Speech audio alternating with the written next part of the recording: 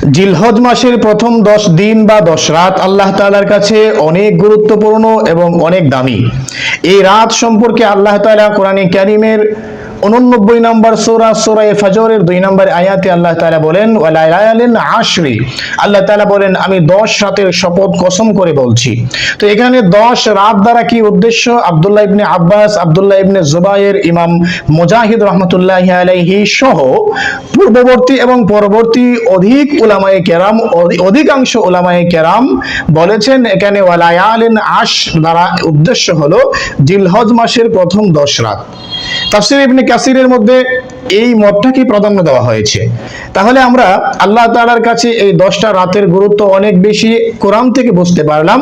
নবী করিম সাল্লাল্লাহু আলাইহি ওয়াসাল্লামের হাদিস থেকে একটা হাদিস আমরা শুনি এই জিলহজ মাসের প্রথম 10 দিনের গুরুত্ব সম্পর্কে।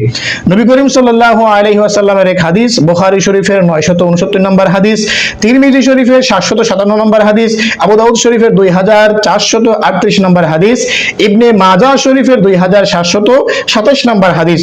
নবী করিম সাল্লাল্লাহু আলাইহি ওয়াসাল্লাম বলেন মা মিন আইয়ামিন আল আমালু সালিহু ফিহা আহাব্বু ইলাল্লাহি তাআলা মিন হাযিহিল আইয়ামি ইয়ানি আইয়ামিল আশরি। নবী করিম সাল্লাল্লাহু আলাইহি ওয়াসাল্লাম বলেন জিলহজ মাসের প্রথম 10 দিনের আমল অন্যান্য দিনের আমলের থেকে অনেক প্রিয় আল্লাহ তাআলার কাছে। তাহলে কোরআন এবং হাদিস থেকে আমরা বুঝতে পারলাম জিলহজ মাসের প্রথম 10 দিন আল্লাহ তাআলার কাছে অনেক গুরুত্বপূর্ণ, অনেক দামি, এই দিনের অনেক ফজিলত আছে আল্লাহ তাআলার কাছে। এবার আসুন আমরা এই জিলহজ মাসের প্রথম 10 দিনের বিশেষ কিছু আমল সম্পর্কে কয়েকটা হাদিস জানবো, যেগুলো নবী করিম সাল্লাল্লাহু আলাইহি ওয়াসাল্লাম থেকে প্রমাণিত।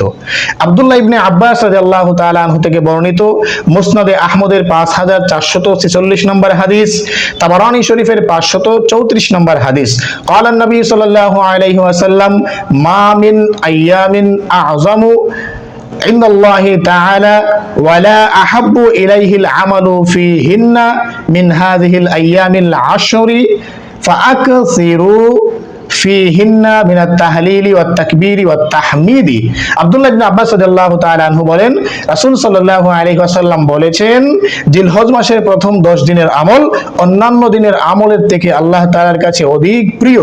অতএব তোমরা বেশি বেশি জিকির করো, বেশি বেশি আল্লাহ পাকের তাসবিহ আদায় করো, আল্লাহ পাকের প্রশংসা করো, আল্লাহ পাকের বরত্ব আদায় করো। আসুন আমরা আরেকটা হাদিস শুনি, যে হাদিসে রাসূল সাল্লাল্লাহু আলাইহি ওয়াসাল্লাম থেকে জিলহজ মাসের আমল প্রমাণিত হয়।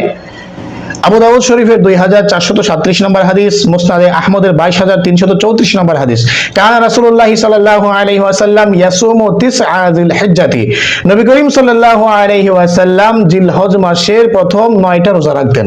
প্রথম 10 দিনে 9টা রোজা রাখতেন, ঈদের দিন বাদ দিয়ে। প্রথম দিন থেকে শুরু করে আরাফার দিন পর্যন্ত আল্লাহ রাসূল সাল্লাল্লাহু আলাইহি ওয়াসাল্লাম 9টি রোজা রেখেছেন।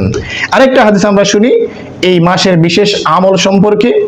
মুসলিম শরীফের 1977 নম্বর হাদিস, তিরমিজি শরীফের 1523 নম্বর হাদিস, قال النبي صلى الله عليه وسلم إذا رأيتم حلال ذي الحجة وأراد أحدكم أن يضحي ফালইউমসিক আন শা'রিহি ওয়া আযফারিহি। নবী করিম সাল্লাল্লাহু আলাইহি ওয়াসাল্লাম বলেন যখন তোমরা জিলহজ মাসের চাঁদ দেখবে আর তোমাদের মধ্যে কেউ কুরবানি করার নিয়ত করবে, সেই ব্যক্তি যেন তার মাথার চুল, হাত পায়ের নখ, নাভির নিচের পশম, বগলের নিচের পশম কাটা থেকে বিরত থাকে। তাহলে ফায়দা কি হবে? যদি সে এর উপরে আমল করে আল্লাহ তাআলা তাকে কুরবানি করার সওয়াব দান করবেন। যেদিন আমরা জিলহজ মাসের চাঁদ দেখব সেদিন থেকে নিয়ে কোরবানির দিন পর্যন্ত, কোরবানির জামাত পরে যখন আমরা কোরবানি করব, ঈদের দিনে জামাত শেষ করে কোরবানি করব, তখন গিয়ে আমরা আমাদের হাত পায়ে নখ কাটবো, মাথার চুল কাটবো, মোচ কাটবো, বগলের নিচের পশম কাটবো, নাভির নিচের পশম কাটবো।